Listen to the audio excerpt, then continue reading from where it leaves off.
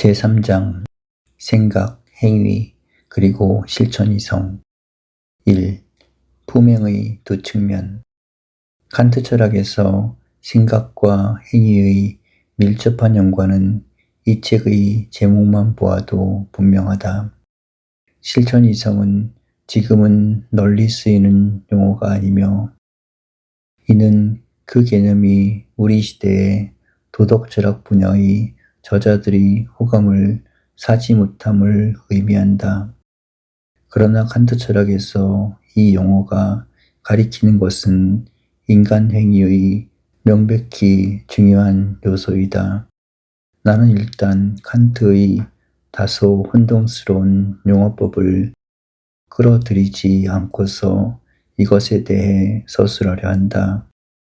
이후 우리는 생각과 행위에 대한 칸트의 견해의 많은 부분이 우리 삶에서 마주치는 평판이 좋은 사람의 특징과 별반 다르지 않음을 보게 될 것이다. 단, 이 모범적 인물이 자기 반성 능력을 완전히 결여하지 않은 동시에 심리학을 조금쯤 이해한다는 가정하에서 그렇다. 인간의 행동은 인간 존재에게 서로 다른 두 얼굴을 드러낸다.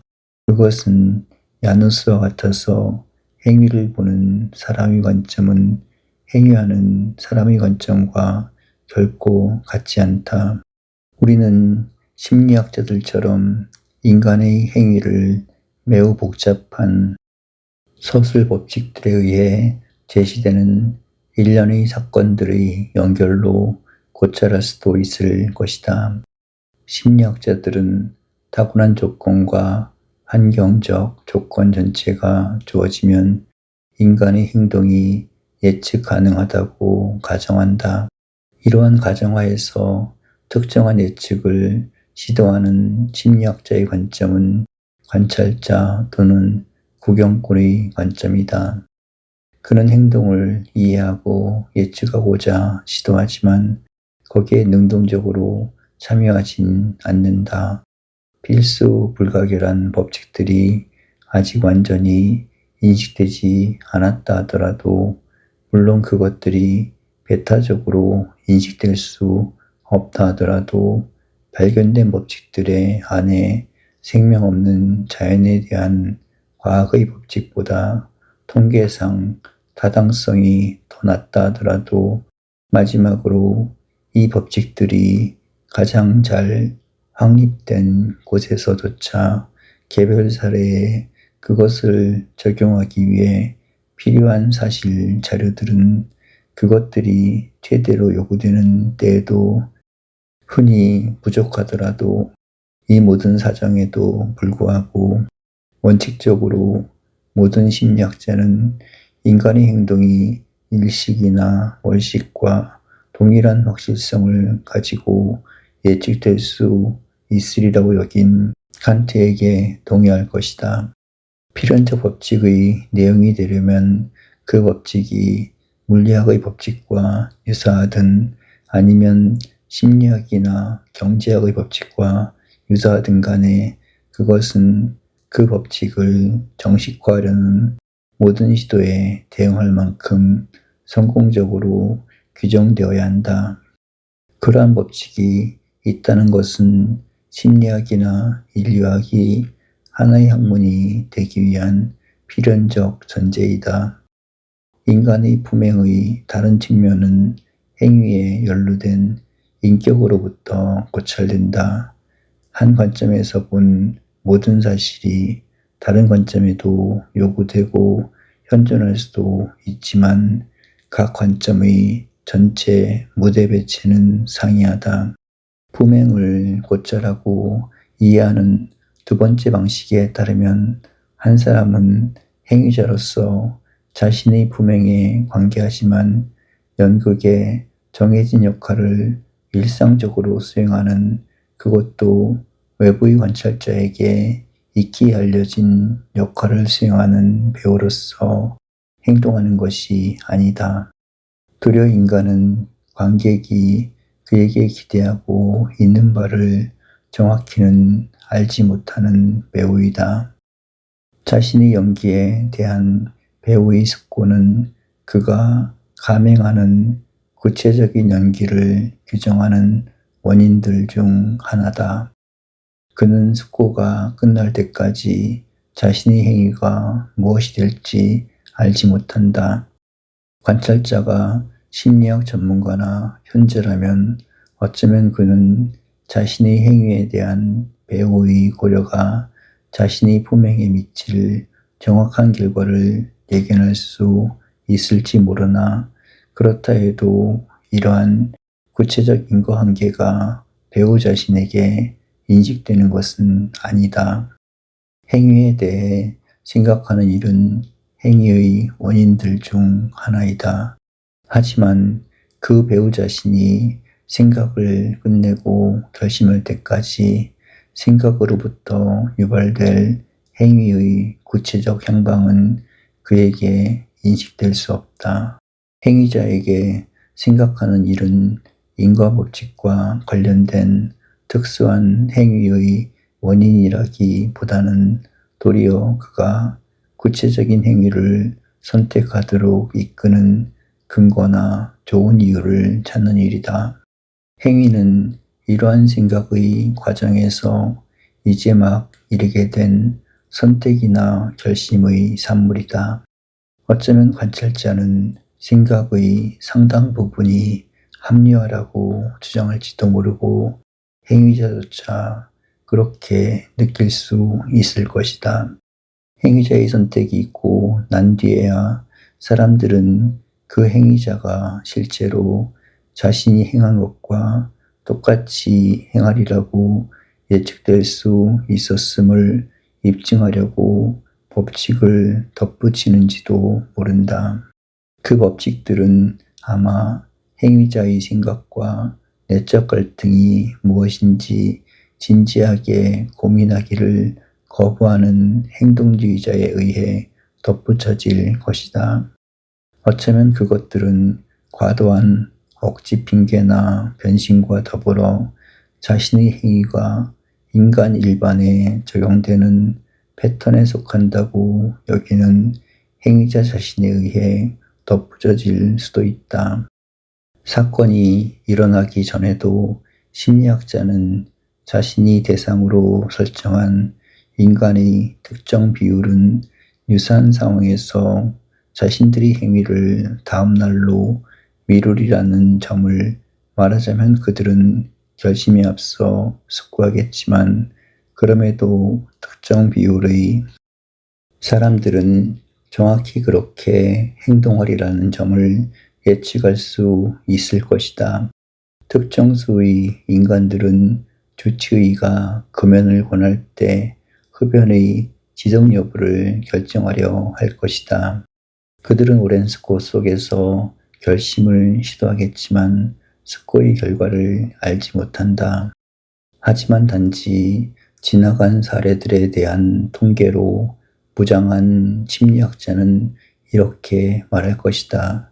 그들이 무엇을 생각하든 간에 X%의 사람들은 흡연을 계속할 것이며, 그렇게 행동하는 좋은 근거로 Y를 댈 것이다. 그러나 설령 심리학자가 그 일을 예측했고 자신이 예측한 내용을 행위자에게 제공했다고 우리가 가정한다 해도 이 기겁할 만한 인식 중 어느 것도 결코 행위자가 하나의 특수한 결심을 하게 만드는 충분 조건은 아니다. 행위자는 자기가 예측한 대로 행동할 인간 부류에 속할지 아니면 다른 부류에 속할지 알지 못한다. 그가 할 수 있는 일은 단지 숙고해서 결심하는 것뿐이고, 이 결심의 결과는 원리상 관찰자에 의해 예측 가능하다. 어쩌면 행위자는 통계를 알고 있으며 자신이 수행한 약간의 핑계와 합리화까지 인지할 수도 있다. 그러나 이는 단지 인식의 문제가 아니며 그는 스스로에게 합리화를 권하는 이러한 인식에 따라 행할 것인가, 아니면 자신이 합리화되는 점을 정확히 인지하고 있기 때문에 도리어 정반대로 행할 것인가를 결심해야 한다. 단지 인식이 문제라면 이로써 그는 완벽한 심리학자와 똑같은 정도로 확실하게 자기 행동을 예측할 수 있을 것이고, 그러면 속구와 결심의 경험은 관찰자가 믿는 것처럼 그렇게 가상적이지만은 않을 것이다. 하지만 이러한 경험은 일어날 리 없다. 한마디로 말해 결심하는 행위자의 관점에는 속고가 유효하다는 경험, 즉 생각이 차이를 만든다는 경험, 그가 자신의 통제 너머의 원인에 의해 전적으로 규정되는 것이 아니라 자유롭다는 경험이 존재한다. 관찰자의 관점에서 이는 하나의 가상일 수도 있다. 메피스토펠레스가 말했듯이 당신은 밀고 있다고 믿지만 떠밀리고 있는 것이다.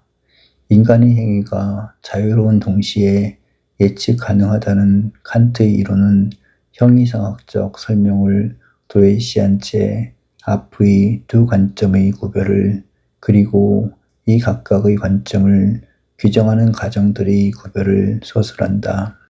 이론적 측면에서 자유의 증명을 회피하기를 바라면서 칸트는 행위자의 태도에 필수적인 다른 가정을 직접 적용한다. 그는 말하기를 이 법칙은 그 자신의 자유의 이념 아래서가 아니고서는 달리 행할 수 없는 존재자에게는 실제로 자유로운 존재자를 직무지율 법칙과 동일하게 타당하다. 어떤 선택에 직면할 때마다 우리 모두는 그러한 존재자이다. 칸트적 문제에 한정하지 않고 더 일반적으로 말하자면 속구 없이 인격은 의도한 대로 행위할 수 없으며 그의 행동을 충분히 설명하려면 속구를 고려해야 한다. 의도한 대로 행하는 경우 인격은 이러한 속구가 실제로 그의 행동에 작용하는 심리적 원인임을 입증할 필요는 없다. 게다가 그가 결심한 뒤에 그 일을 사실상 실행할 수 있는지 없는지를 미리 알아야 할 필요도 없다. 이 모든 것은 단지 관찰자와 관계될 뿐이며, 관찰자의 인식이 행위자에게 이용될 수 있다 하더라도 이 새로운 인식은 단지 결심의 과정에서 고려될 수 있는 요인들 중 하나에 불과하다. 행위자가 고려하는 것은 이것을 선택하려는 나의 근거들은 건전한 근거들인가 이지, 무엇이 내가 X나 Y를 하도록 결심하게 하는가, 그리고 내가 X를 하리라 결심하게 한 원인들이 실제로 내가 X를 행하는데 충분한가가 아니다. X를 행하는 일의 건전성의 판단은 X가 행해질 것이라거나 행위자는 X를 행하려고 결심할 것이라는 예측을 정당화하는 원인들의 현존에 대한 인지적 또는 이론적 판단과는 전적으로 다른 문제이다. 인지적 예측은 관찰자에게 속하고 실천적 행위는 행위자에게 속한다. 우리는 어떤 의도를 가지고 행위할 때마다 근거들의 건전함을 평가한다. 이 근거들이 왜 내게 생겨난 것인가, 그리고 우리는 왜 각각의 근거들에 특수한 가치를 부여하는가와 같은 심리적 원인들을 아는 일은 우리에게 매우 중요한 문제다. 자기인식은 이러한 알매에 돌입하며 그것은 우리의 독단론을 완화하고 우리의 광신주의를 막을 수 있다. 그러나 윤리학에서와 마찬가지로 수학에서도 어떤 것을 수행하기 위해 근거들을 사용하는 일은 우리가 이러한 근거들이 자각에 도움이 되는 심리학적 사실들과 그것들이 우리 행동에 미치는 영향력을 인식할 것을 요구하지 않는다. 원칙들 자체는 우리가 그 원칙들을 받아들이게 되는 심리적 원인들이 아니라 인간이 어떤 의도를 가지고 행위할 때면 거의 항상 습고하는 것이다. 이에 비해 관찰자의 태도는 인위적이고 지속되기 어려우며 곤란한 망설임과 더 고통스러운 결심의 시간 속에서 나온 결과들에 대해 냉담하고 무차별적이다. 2. 행위의 의욕적 요인과 인지적 요인. 결심이 요구되는 상황에서 행위자는 서로 다르면서도 연관된 두 요인을 자기 안에서 식별할 수 있다. 첫 번째 요인은 충동이다. 그것은 역학적 요인으로서 어떤 바람, 필요, 욕구 또는 소망 등에 해당한다. 아마 동물들도 이것을 의식할 것이다. 확실히 인간은 자신의 바람, 필요, 욕구, 정념에 따라 이렇게 주동되고 떠밀림을 느낀다. 그러나 자신의 능력을 충분히 보유한 인간이라도 이 결핍이 항상 자신의 전 활력을 전유하고 필요 충족을 위한 행위로 저절로 인도함을 자기 안에서 관찰하지 못한다는 점도 똑같이 확실하다. 행위가 지연되고 필요 충족이 거부될 수도 있다. 물론 때로는 말하자면 어떤 절박한 필요의 반영이나 그로부터 생겨난 통제할 수 없는 힘이 그를 사로잡고 현명한 생각과 영리함이 무력화되는 행위를 하도록 강요할 수도 있다. 이런 일 앞에서 인간은 더 이상 행위자가 아니다. 심지어 그는 행위를 스스로 통제하는 것처럼 보이지도 않고 자기 행위의 책임을 포기한다. 그는 효과적인 속고, 선택, 의식적 목표, 결심 또는 책임을 결여한 채 스스로에게 알려지지 않은 혹은 스스로가 통제할 수 없는 힘에 휩쓸리는 연극 속 배역을 구경하는 사람 같다. 그렇지만 다행히 더 일상적인 상황은 충동에 따라 행동이 자동적으로 따라 나오는 식이 아니며 도리어 그때 우리는 행위에 대한 충동의 의미를 습고함으로써 충동을 완화하거나 조정 또는 교정하고 때로는 좌절시킬 수 있다. 아마도 의미는 이러한 현상에 아주 적합한 낱말이 아니며 그 현상 자체가 어디서 온 것인가, 자아나 초자아로부터 어떤 우선하는 감정으로부터 코앞의 목표로부터 아니면 이성적인 인생 계획으로부터 온 것인가 하는 것은 논쟁적일 수 있다. 하지만 저 충동의 현상은 논쟁의 여지 없이 분명하다. 설령 저 현상을 낳은 습고가 그 자체로 우리 자신의 심리적 구성의 필수 부분이라 하더라도 그렇다. 인간이 호모사피엔스라는 명예로운 이름에 걸맞은지를 의심하는 키니코스 학파 사람은 습고의 영향력을 비웃을지도 모르나 자칭 호모사피엔스는 그것을 또렷하고 생생하게 또 종종 고통스럽게 지각한다. 충동의 의미가 품행의 한 요인이라고 말할 때 나는 밀접하게 연관된 두 가지 사실에 주목한다. 첫째, 인간은 자신을 떠밀거나 당기는 역학적 요인을 특정한 방식의 주동으로 간주한다. 그것은 행위라는 이름에 걸맞은 어떤 것도 불러일으키지 못하는 한갓 막연한 무정형의 동요가 아니다. 둘째로 인간은 추동에 적합하게 반응하는 방식의 표상을 갖는다. 이를테면 내가 막연한 불편함을 갖기 시작할 때 나는 곧 그 감정을 인지하고 목마름으로 분류한다고 해보자. 이제 나는 이 필요를 달래고 불편을 해소할 어떤 종류의 행위 표상을 처음에는 막연했으나 이내 곧 뚜렷해진 표상을 갖게 된다. 이를테면 그 표상은 물이나 맥주를 마시는 행위이거나 어쩌면 와인일 수도 있으나 우유나 커피는 아니다. 우리 경험 과정에서 내적 충동과 그에 대한 반응은 시행착오를 통해 서로 연결될 뿐만 아니라 일반화된다. 그러한 일반화는 배움의 필수적 단계이다. 그러한 연상과 일반화는 동물에게도 일어나지만 그 경우 우리 인간의 의식보다 낮은 차원에서 그러하다. 그러나 상황이 복잡하고 아주 새로우며 문제적일 때 우리는 충동에 대해 가능한 반응을 발견하기 위해 양자의 일반화 범위를 규정하기 위해 그리고 필요의 각 부류에 대한 가장 효과적인 반응의 부류의 연상에 필요한 사실적 인식을 축적해 나가기 위해 의식적으로 노력해야 한다. 이 과정에서 충동적 요소는 억제되어야 하지만 인지적 탐색은 계속되고 실험도 시도된다.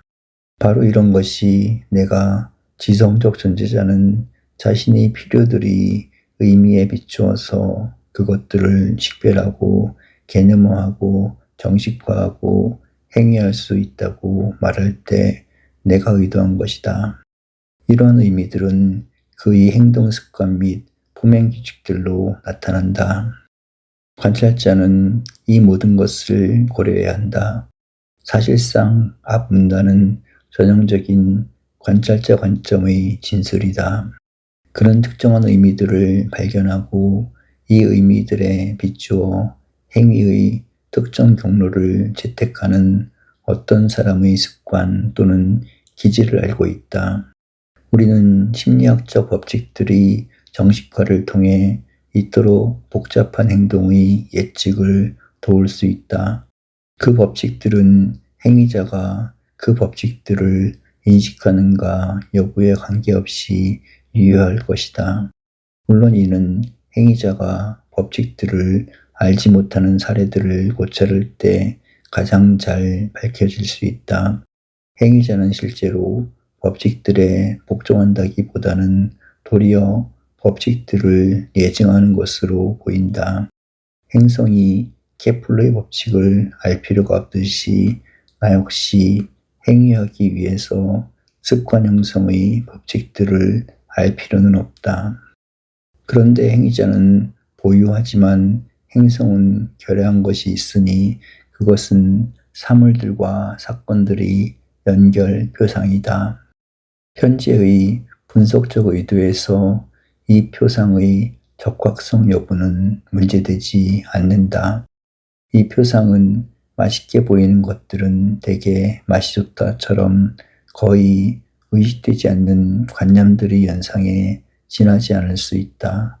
그것은 특정 높이에서 뛰어내리면 다치게 될 것이라는 확신에 따라 처신하도록 행위자를 지도하는 자연의 객관적 법칙의 표상일 수도 있다.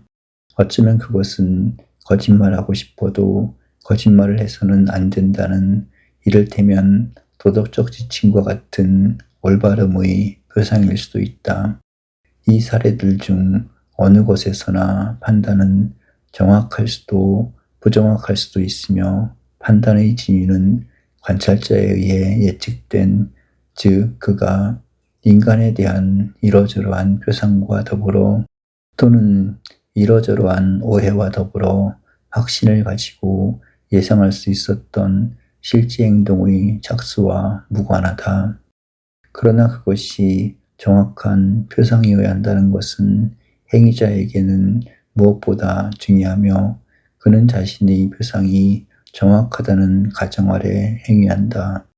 만일 행위가 자극에 대한 자동적 반응이 아니고 그에게 숙고할 시간적 여유가 있다면 그가 대처해야 할 어떤 대상이나 상황에 대한 표상, 대안적 행위들을 할 때 감수해야 할 미래의 경험에 대한 어떤 기대나 우려에 대한 표상, 그리고 그것들 가운데 하나를 선택하기 위해 적합한 어떤 규칙에 대한 표상은 항상 존재한다. 사태가 약속하는 바, 즉 사태가 미래의 경험에서 의도하는 바는 그것이 우리에게 지금 영향을 미치고 있는 것으로 보이는 것과 다를 수도 있어서 그 결과 우리가 사태의 의도에 따라 착수한 행위는 지금 이 순간 가장 현저한 충동과 고통스럽게 밥먹을 수 있다. 내가 미래의 고통을 피하려고 현재의 고통을 감수할 때 나는 내 행동을 규정함에 있어 여기와 지금의 성격을 넘어서 통용되는 경험이나 현재 상황의 의미를 고려하는 경험 또는 도리어 만들어내는 경험을 하게 된다. 설령 충동이 항상 존재하더라도 내가 무엇을 생각하는가에 따라서 나 자신과 세상 만사에 대한 인식은 존립하며 자신의 생각을 통해 품행에 영향을 끼치는 존재자인 나는 충동이 아니라 방침에 따라 행위하는 것이다. 이것은 오로지 의미의 매개를 통해 충동이 관심과 융합되고 관심에 의해 통제될 수 있을 때에만 가능하다. 물론 관심이 충동으로부터 생겨나는 역학적 성격을 지니기는 하지만 그것은 또한 상황의 의미와 대안적 행위의 결과에 대한 추정상의 인식을 통해 뒷받침되는 한 기질을 규제하는 성격을 지닌다.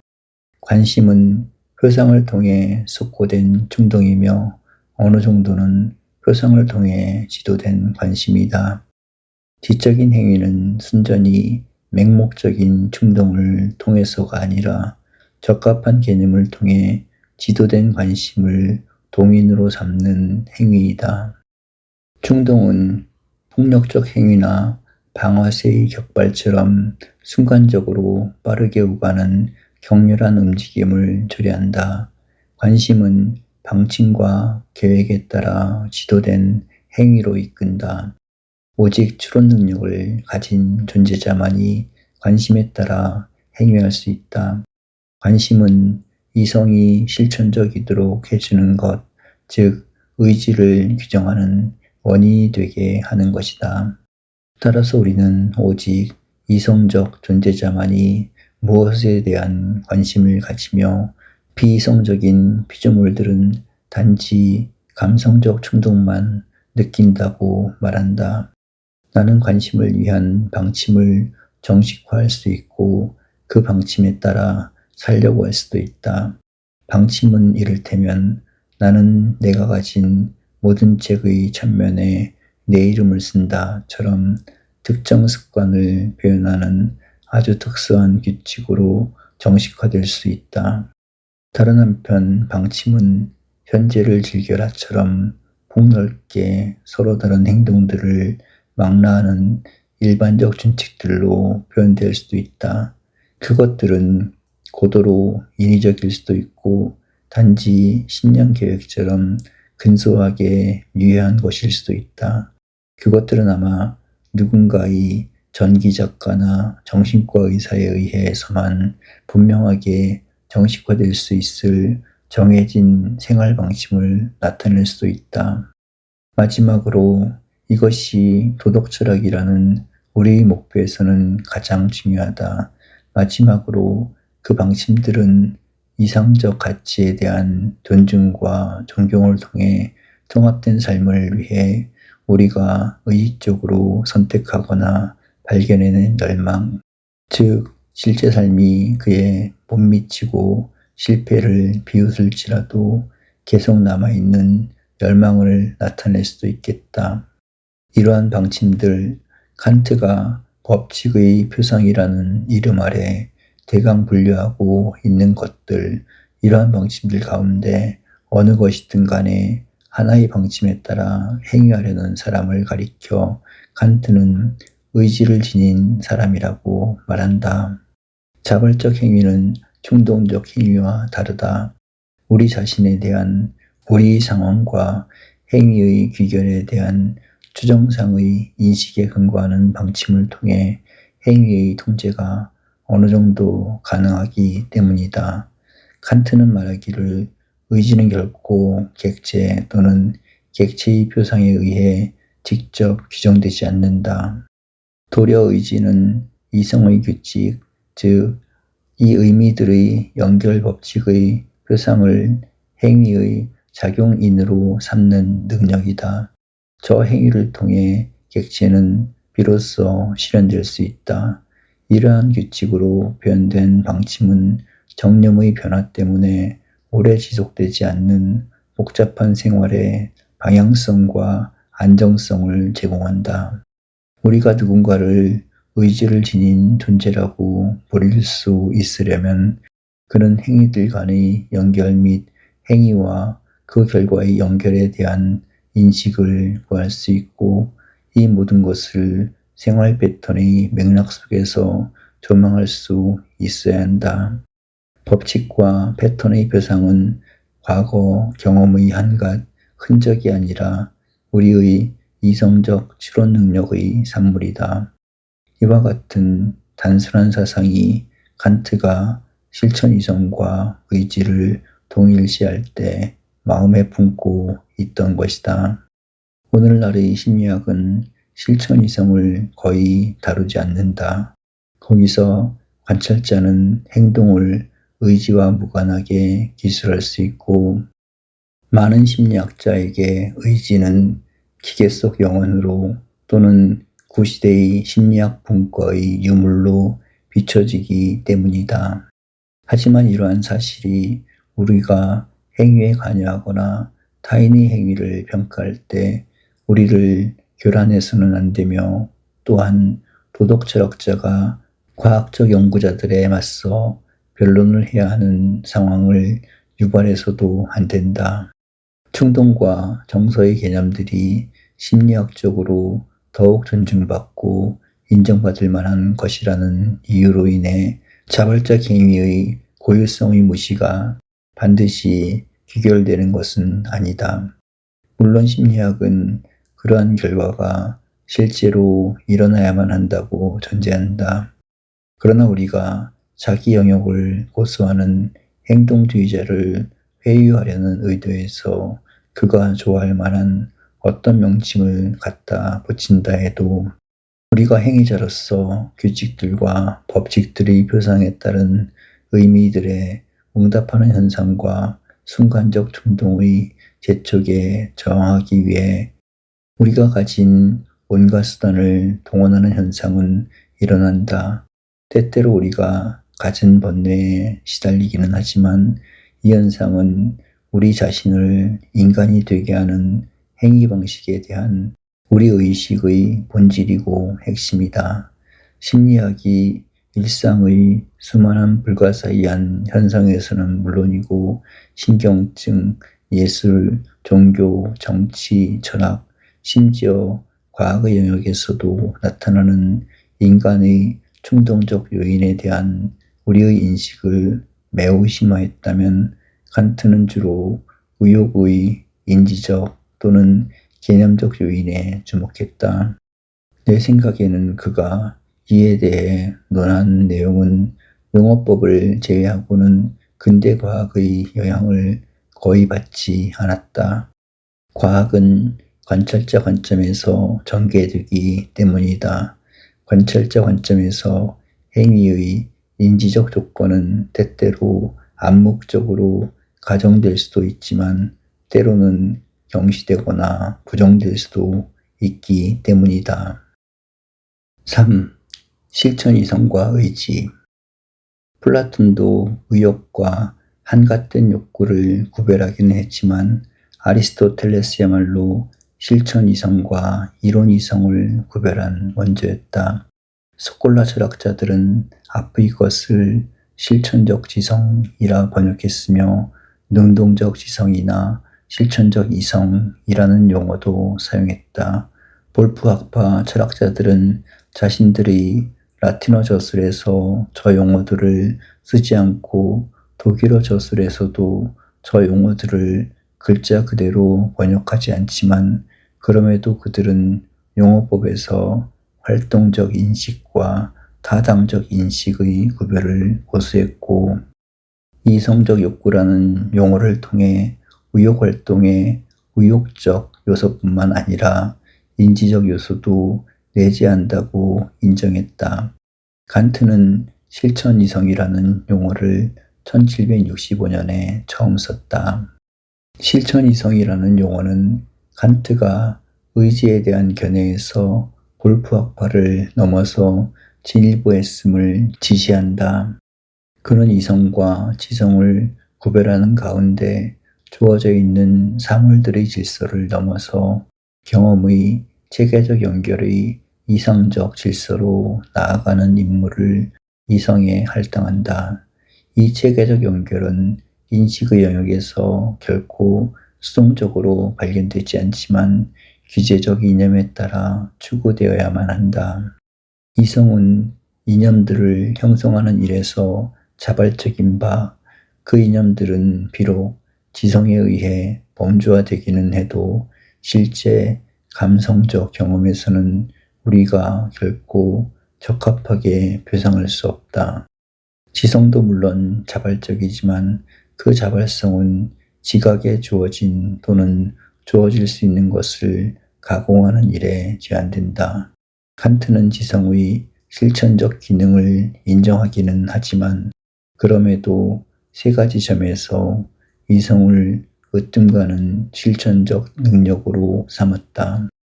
첫째, 그는 자발적 선택의 행위와 관련해 체계적인 동시에 이상적으로 완전한 이론적 인식이 어떻게 이루어지는가에 주목했다.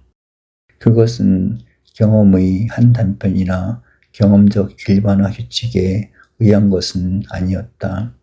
둘째, 그는 실천의 영역에서 우리가 때때로 무조건적 확실성을 필요로 한다는 사실에 주목했는데 이것은 이론의 영역에서 오직 이성에 의해서만 제공될 수 있는 확실성에 비견될 수 있다.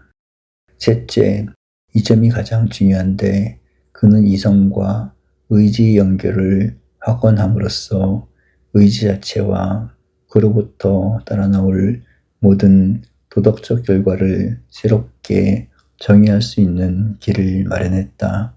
의지는 법칙의 표상에 따라 행위하는 능력이며 이때 법칙은 지성이 아니라 이성의 산물 또는 발견물이다. 이에 반해 칸트의 선배 철학자들은 의지를 단지 이성적 욕구, 즉 욕구 대상에 대한 명석한 표상에 따라 행위하는 능력으로 이해했다. 칸트가 보기에 그들은 단지 하위 욕구 능력과 상위 욕구 능력의 차이만을 식별할 수 있었을 뿐 의욕, 더 나아가 도덕적 의욕의 고유한 특징을 간파할 역량은 없었다. 이러한 이유에서 칸트는 보편적 실천 철학에 대한 그들의 구상이 윤리학에 부적합할 뿐만 아니라 윤리적으로 의미 있는 방식으로 하위 욕구 능력과 상위 욕구 능력을 구별하려는 그들의 시도를 자기 모순으로 간주하면서 그들이 윤리학을 거부한다. 그런데 의지, 실천이성, 그리고 이론이성의 관계에 대한 칸트의 진술로부터 두 가지 곤혹스러운 문제가 출현한다. 이는 우리가 그의 가장 중요한 순수이성이 실천적일 수 있음을 가르치는 학설에 닿기 전에 반드시 해결되어야 할 것들이다. 첫째, 그는 의지와 실천이성을 동일시하지만 종종 이성이 의지의 규정자라고 말함으로써 독자를 혼란스럽게 한다. 이론 이성은 우리에게 주어질 수 있는 경험 전체를 아우르는 하나의 질서를 요구하고 그 질서 아래에서 특정 행위의 실행 가능성을 계획한다. 이로써 이론 이성은 충동이나 욕구를 통해 그 역학적 성분을 공급받은 행동을 규정하게 될 때 실천적이다. 다시 말해 이론 이성은 욕구의 충족에 적용될 수 있는 법칙의 인식을 공급하며 그런 한에서 그것은 실천 이성이다.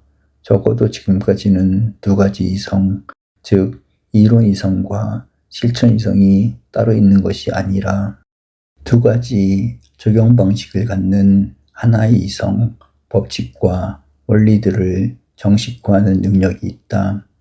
하나가 나타난 그대로의 사물들에 대한 인식을 준다면 다른 하나는 우리가 자발적 행위를 통해 이 자연적 질서에 가져오게 될 변화의 방향을 지시한다. 따라서 다음 두 명제 곧 A, 의지는 이성에 의해 지도된 충동이다와 B, 의지는 실천 이성이다는 같은 것을 의미한다. A로부터 또 다른 명제 곧 C, 이성은 의지를 규정할 수 있다로 이행하기란 쉽다. 하지만 B는 이성과 의지를 동일시하므로 C는 B와 양립 불가능한 것처럼 보인다. 그러나 제대로 보면 B와 C는 양립 가능하다.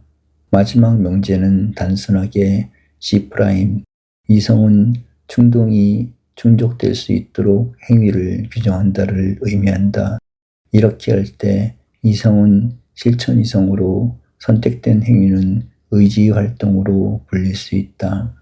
둘째, 또 다른 문제는 칸트가 종종 실천 이성을 인식 능력이라고 부르지만 또 다른 때에는 욕구 능력이라고 말한 데서 생겨난다. 그는 마치 실천 이성의 대상이 이론 이성의 대상, 즉 욕구나 의욕의 대상이 아니라 인식론적 대상과 비교될 수 있다는 듯이 실천 이성이라는 표현을 이해하는 일의 위험성을 경고한다. 따라서 우리는 실천 이성을 단지 옳고 그름의 인식을 획득하는 능력으로만 여겨서는 안 된다. 물론 실천 이성이 지닌 이러한 인지적 기능을 잊어서도 안 될 것이다.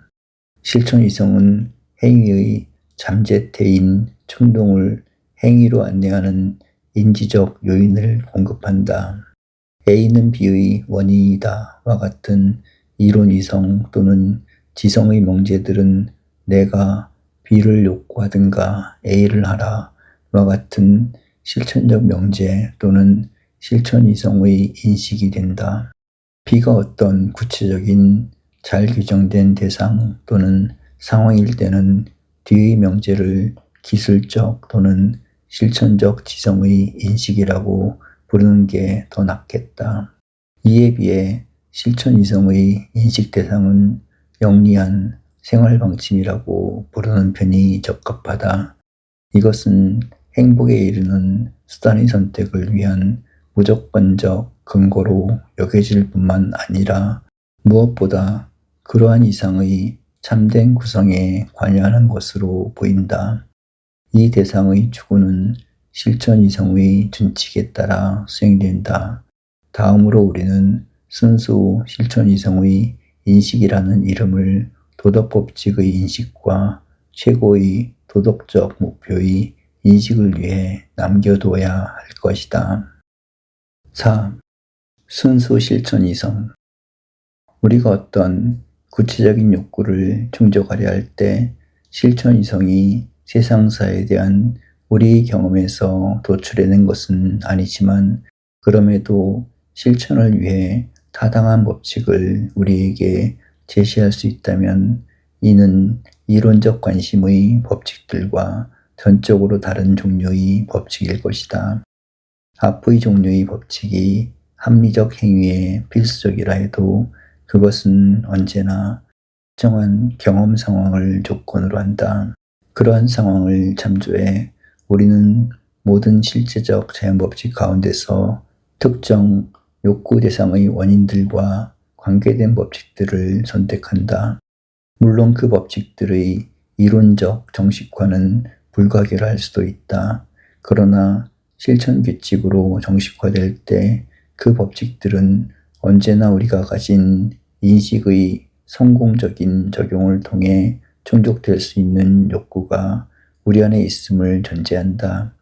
만일 무조건적인 실천 법칙이 있다면 그런 것은 내재적으로 실천적인 이성만이 발견할 수 있을 뿐 단지 외재적이고 우연적으로 실천적이 되는 이론적 이성, 즉 욕구와 상황에 의존해 법칙이 실천에 적용될 수 있을지 없을지를 결정하는 이성은 발견할 수 없다. 그렇게 내재적으로 실천적인 이성이 순수 실천 이성이라 불린다. 순수 이성이 실천적일 수 있다는 것은 칸트 도덕철학의 핵심 명제이다. 그것은 무조건적 실천 법칙이 있다는 확언과 같은 뜻이다. 칸트는 우리는 이성만으로 움직일 수 없다는 아리스토텔레스의 명제와 이성은 정념의 노예이고 그럴 수밖에 없다는 흉의 명제를 거부했다. 이성은 단지 욕구의 실현을 위한 수단들의 선택에만 관계하는 능력이 아니다. 그것은 단지 이성의 논리적 사용일 뿐이다. 이성은 또한 내재적으로 실천적이고 무조건적인 법칙의 정식화를 통해 우리 행위의 목표를 설정한다. 이것이 이성의 실제적 사용이다. 실제적으로 사용될 때 순수 이성은 항상 무조건적인 조건들과 관계한다.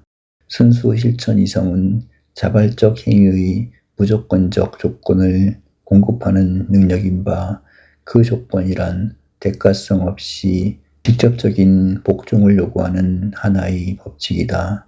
칸트가 실천 이성 비판의 앞부분에서 밝힌 대로 그러한 무조건적인 조건들은 실로 정념의 노예인 경험적 실천 이성 안에서 혹은 그것에 의해 발견될 수 없다. 그런데 순수 이성이 실천적이라면 어떤 내재적 실천 법칙은 존재하며 우연적이고 경험적으로 발견된 인간 욕구와 무관한 어떤 동기가 존재한다. 이 동기는 법칙 자체에 대한 우리의 인식, 곧 법칙이 우리 안에서 일깨우는 존경임이 틀림없다. 이러한 동기를 가진 행위는 도덕적이며 이러한 동기로부터 행위하는 존재자는 선의지를 가진다. 이런 식으로 정초는 어떤 행위가 도덕적이라고 간주되기 위해 충족되어야 할 필요 조건을 해명했고 도덕성이 한갓 키마이라가 아니기 위해서는 순수 이성이 실천적이어야 한다는 결론에 이르렀다. 그러나 실제적으로 사용될 때 순수 이성은 실천적일 수 있는가? 아니면 도덕성의 이 분석은 헛되고 공허한 망상의 분석인가? 순수 이성이 실천적일 수 있음을 밝히는 일, 바로 이것이 칸트가 책의 첫머리에 적은 대로 실천 이성 비판의 주요한 과제이다.